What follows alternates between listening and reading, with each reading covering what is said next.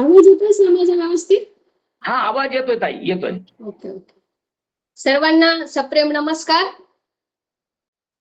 नमस्कार. सर आपले खूप खूप आभार आहेत सर. आपण छत्रपती महाराजांच्या जयंती निमित्त व्याख्यान डॉक्टर बाबासाहेब आंबेडकर आणि क्रांतीसूर्य ज्योतिराव फुले यांच्या जयंती निमित्त जी व्याख्यानमाला सुरू केलेली आहे ती आजपर्यंत, आणि ह्या व्याख्यानाच्या निमित्तानं आम्ही ह्या थोर महापुरुषांचं चरित्र चांगल्या पद्धतीनं वाचलं आणि त्यांच्या विचारांच्या संपर्कात जास्तीत जास्त जवळ गेलो आणि आम्ही सर्वजण ह्या विचारांमुळे खूप समृद्ध झालो आहोत असं मला वाटतं.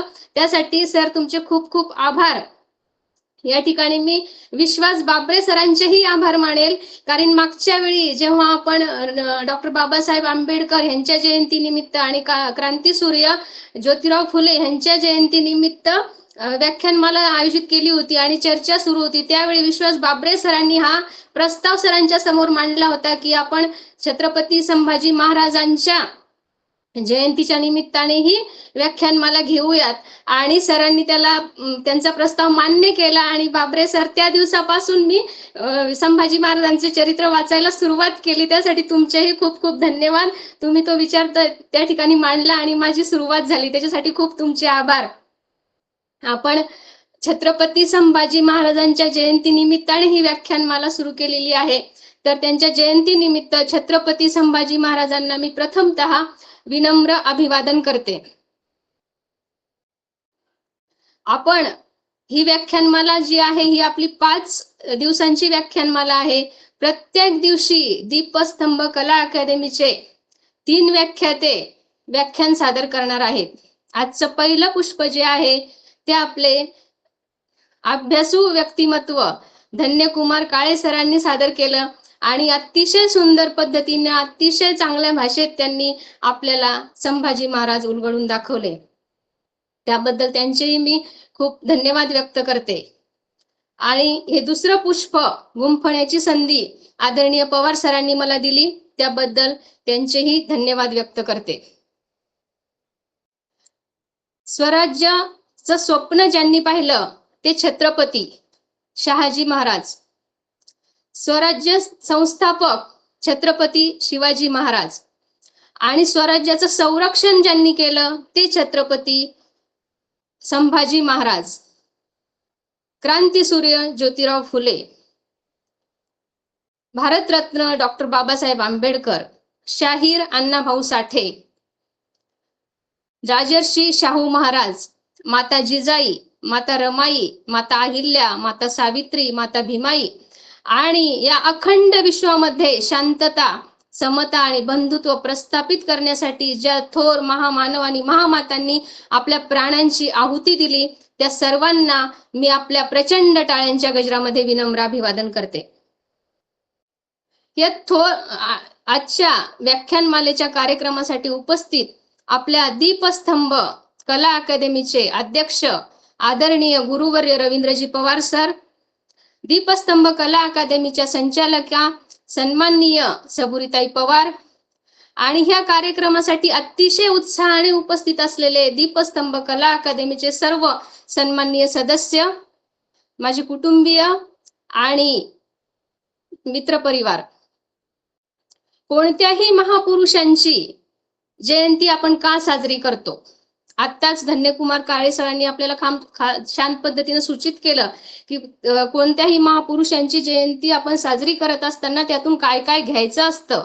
कोणीही थोर महापुरुष असंच होत नाही, त्यांनी आयुष्यामध्ये खूप त्याग केलेला असतो, काहीतरी देशासाठी दिलेलं असतं, प्राणांची आहुती दिलेली असती, संसाराची राख रांगोळी केलेली असते, आणि ह्यातूनच आपण काहीतरी शिकायचं असतं. त्यांच्या विचारांचं जागरण या निमित्तानं होतं, आपल्याला ते आठवलं जातं, आठवण करून दिली जाते, आणि काही त्यांच्याप्रमाणेच आपणही या समाजाचं काहीतरी देणं लागतो. त्यांचे विचार आपण अंगीकृत केले पाहिजे, त्यांच्या पावलावर पाऊल टाकलं पाहिजे आणि पुढे आपलं आयुष्य मार्गक्रमण केलं पाहिजे. ह्याचसाठी आपण या थोर महापुरुषांची जयंती जी आहे ती साजरी करत असतो.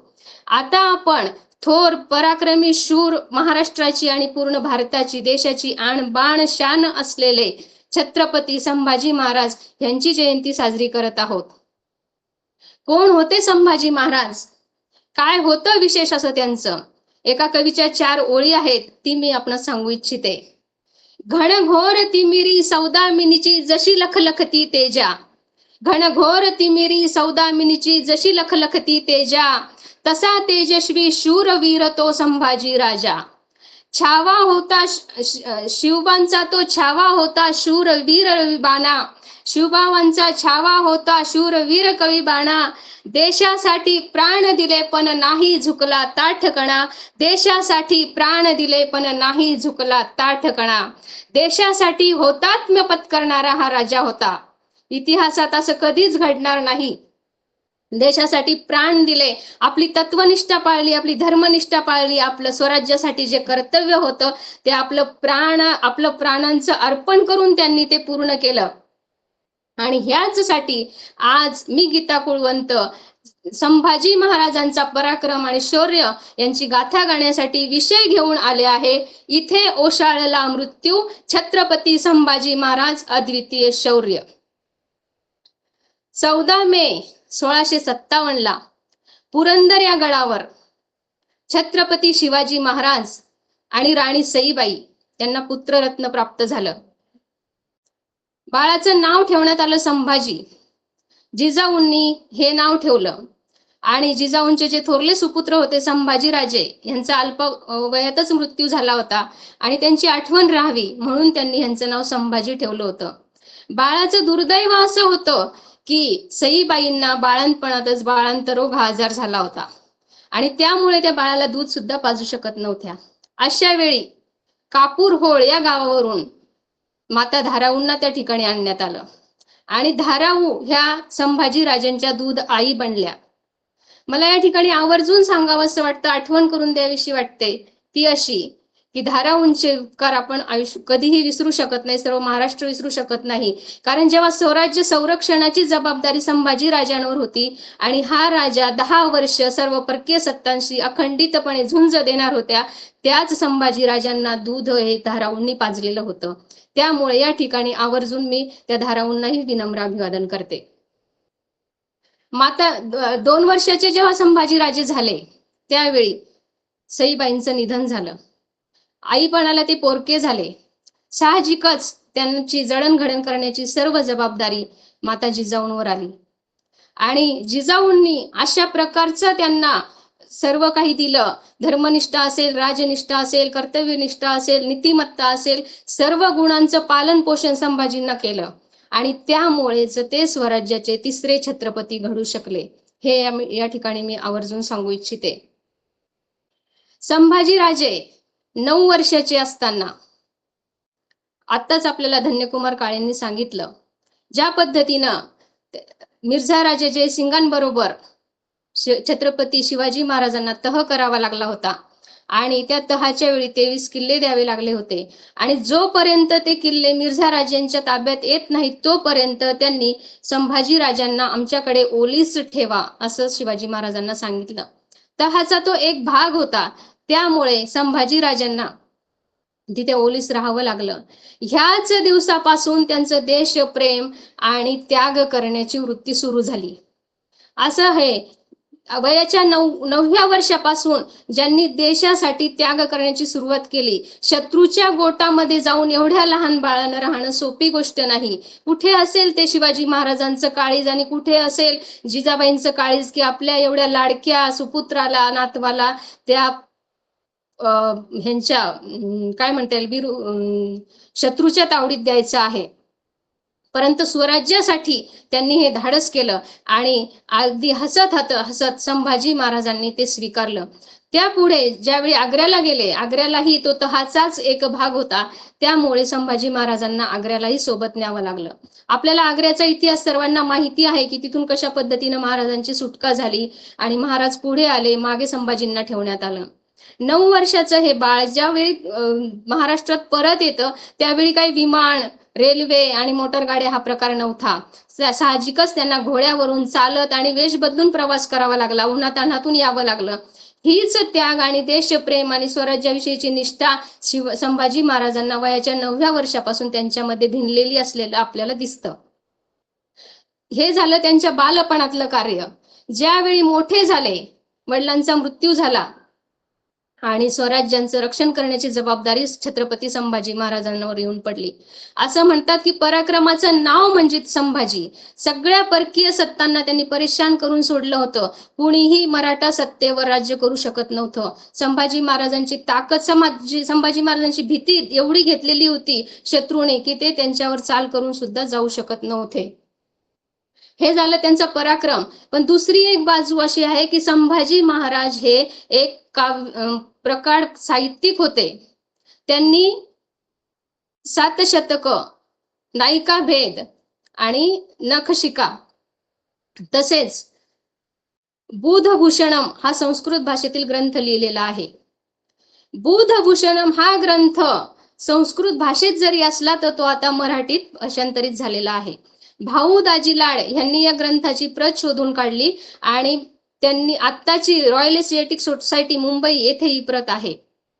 या ग्रंथाचं मराठीमध्ये रूपांतरण सुद्धा झालेलं आहे. मला या ठिकाणी आवर्जून सांगायचं आहे की ह्या ग्रंथामध्ये संभाजी महाराजांनी जे विचार मांडलेले आहेत, ज्यावेळी हा ग्रंथ अतिशय आत्मीयतेनं आपण वाचू समजून घेऊ त्यावेळी कळेल की संभाजी महाराजांचे विचार काय होते.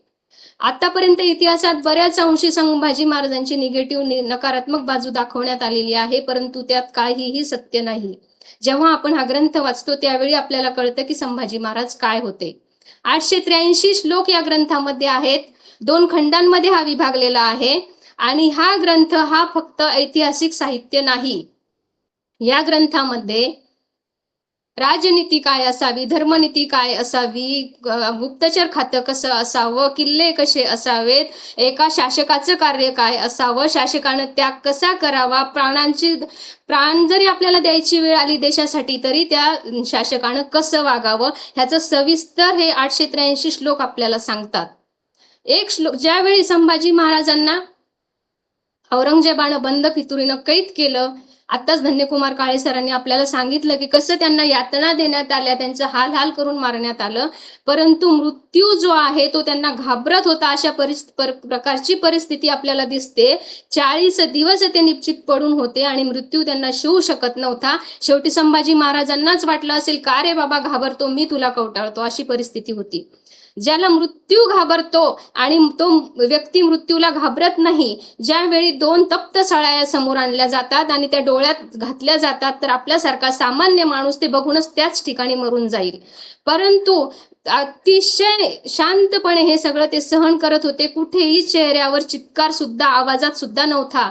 तो औरंगजेब यांचा चित्कार ऐकण्यासाठी आसुसलेला होता, पण तो चित्कार न ऐकताच त्याला मरावं लागलं. असे हे धाडशी शूरवीर संभाजी राजे होते. आणि मला हे या ठिकाणी आवर्जून सांगायचं आहे की नक्कीच त्यावेळी त्यांनीच लिहिलेला एक श्लोक त्यांना आठवत असावा. तो श्लोक संस्कृत मध्ये आहे, पण मराठीत त्याचा जो अर्थ आहे मी तो आपल्याला सांगू इच्छिते. जो धर्मासाठी प्राण त्याग करतो त्याचा मृत्यू पराजय नसतो. जो धर्मासाठी प्राण त्याग करतो त्याचा मृत्यू पराजय नसतो. तो शरीराने मृत असला तरी धर्मात, स्मृतीत आणि इतिहासात सदैव जिवंत राहतो. म्हणजे देशासाठी जो प्राणार्पण करतो त्याचा मृत्यू जरी झाला तरी तो इतिहासात सदैव जिवंत राहतो. हा श्लोक नक्कीच संभाजी महाराजांना शेवटच्या क्षणी आठवत असेल असं मला यावेळी वाटतं.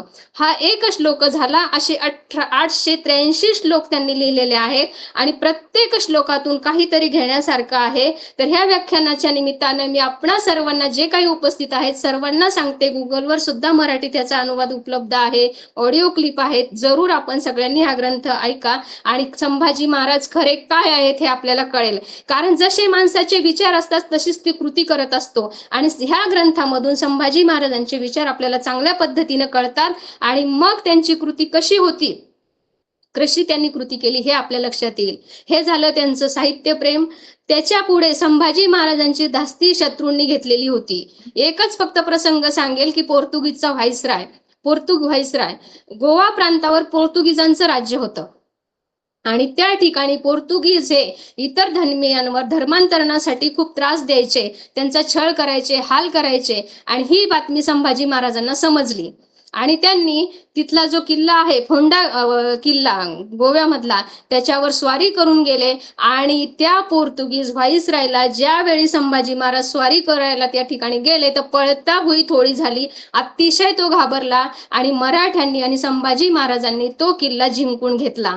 त्यानंतर रात्रंदिवस त्या पोर्तुगीज व्हाईसरायला संभाजी महाराज दिसायचे आणि अक्षरशः त्यांनी गोवा ही त्याची राजधानी होती ती सोडली आणि मार्मा गोवा या ठिकाणी त्यानं त्याची राजधानी स्थापन केली. एवढी धास्ती त्यानं घेतली होती आणि जोपर्यंत संभाजी महाराज जिवंत होते तोपर्यंत हा पोर्तुगीज हे मराठ्यांच्या वाट्याला कधीही गेले नाहीत. हे एक मी उदाहरण सांगितलं. असे जेवढे काही परकीय सत्ताधीश होते त्यांनी संभाजी महाराजांची धास्ती घेतलेली होती आणि रणांगणावर त्यांना कुणीही पराजित करू शकत नव्हतं. रणांगणावर आतापर्यंत कधीही न हारलेला राजा म्हणून इतिहास छत्रपती संभाजी महाराजांची नोंद घेतो.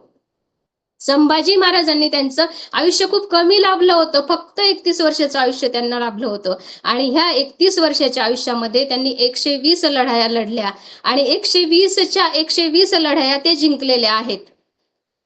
पृथ्वी तलावर असा एकमेव राजा आहे छत्रपती संभाजी राजे की ज्यांनी सर्व लढाया जिंकलेल्या आहेत आणि त्यांना रणांगणावर कुणीही हरवू शकत नाही हे त्यांच्या शत्रूंना कळलेलं होतं.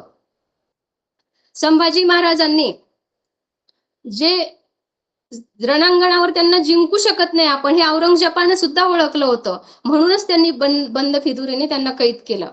औरंगजेब 1681 ला 5 लाख सैन्य घेऊन स्वराज्यावर चाल करून आला होता आणि 9 वर्ष संभाजी महाराजांनी त्याला हुलकावण्या दिल्या होत्या. ते स्वराज्यावर त्याला स्वराज्य त्याच्या हाती जाऊ देत नव्हते. शेवटी त्याने बंद फितुरी करून संभाजी महाराजांना कैद केलं आणि औरंगजेब 1707 ला त्याचा मृत्यू झाला, पण मराठी सत्ता त्याला कधी संपादन करता आली नाही. ह्याचं कारण जरी संभाजी महाराजांचा मृत्यू झाला होता पण त्यांनी जे विचार पेरलेले होते ते पुढे चालू राहिले आणि त्याच पद्धतीनं सर्व मराठा जे राजे होते ते लढत राहिले, स्वराज्याचं रक्षण करत राहिले. हे मला ठिकाणी आवर्जून सांगायचं असतं.